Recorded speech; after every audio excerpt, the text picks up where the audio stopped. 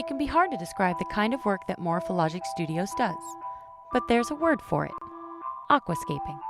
Aquascaping is basically just the act of putting together an aquarium and making it look aesthetically pleasing. Morphologic Studios is a scientific art endeavor run by Colin Ford and Jared McKay.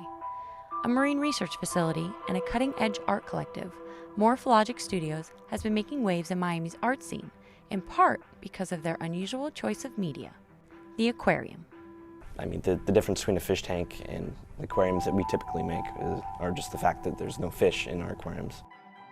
Sometimes the most enriching experience underwater is just to stay in one spot and just be quiet, be still, and pay really close attention to the substrate, to the rocks, and see the different interactions of the organisms. We want to bring focus and attention to the smaller coral reef organisms, the corals, the sea anemones, even small shrimp, invertebrates, crustaceans. Their goal is to educate and demonstrate the beauty of South Florida's marine life. We're trying to raise the awareness into human consciousness of certain unseen marine organisms, because no one knows about them. The first problem in having an aquarium with no fish is that there's very little movement. So one of our goals is to create movement in our aquariums without animals to making those movements. We're working with animals that, from a scientific perspective, they are relatively neglected. In fact, the animals that we're most specifically interested in, the corallimorphs, there's practically no researchers that are dedicated solely to these animals. They're not quite sea anemones and they're not quite corals. They're enigmas. They're a very small order of coral animals. We take the scientific aspects and research of what we're doing and try to highlight it in a natural and artistic way using archetypal forms. Colin graduated from the University of Miami as a trained marine biologist. His problem was finding a way to make a living while exploring the overlooked and understudied marine life off the coast of Miami and the Florida Keys.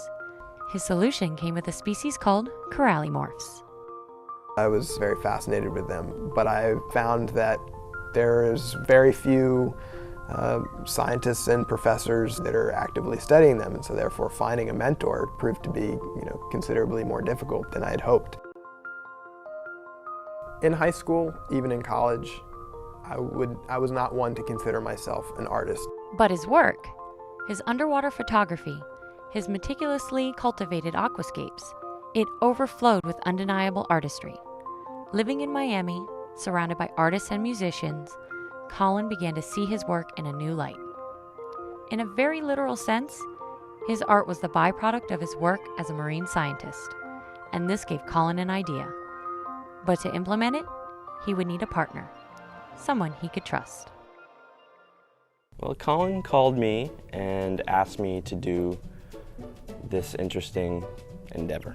But I sort of presented it to him as a challenge of like, I have this idea that I think that we can use the aquarium as our platform in which to do art. It's a new medium entirely. I was looking for some sort of project at that time, and I said, this sounds like a huge risk, and but it also sounds like a lot of fun.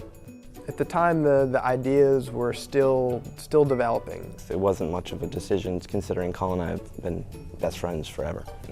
The idea was always there to have a side of what we do fund the more artistic and creative endeavors.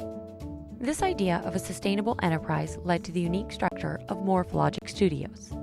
In addition to the research and art, there is a third component: a thriving retail business that funds everything, an operation dubbed Coral Morphologic. Coral Morphologic is our online business.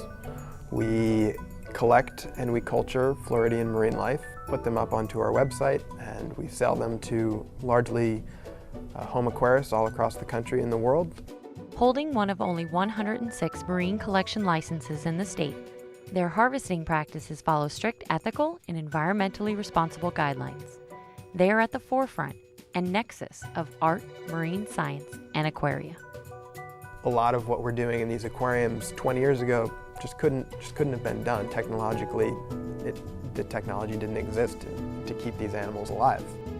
As Morphologic Studios continues to grow, their temporary installations can be found at art shows all over Miami, and in their soon-to-be open warehouse space in Wynwood, which will be part showroom, part research lab, and part art gallery. Colin and Jared have big plans, not only for themselves, but also for the city they call home. Miami is a very important city as far as being the only city on the U.S. mainland that has a coral reef off of its shores. I find it surprising, first and foremost, that Miami doesn't have a public aquarium. You know, like, it'd be nice to change that. For more information about Morphologic Studios, visit morphologicstudios.com.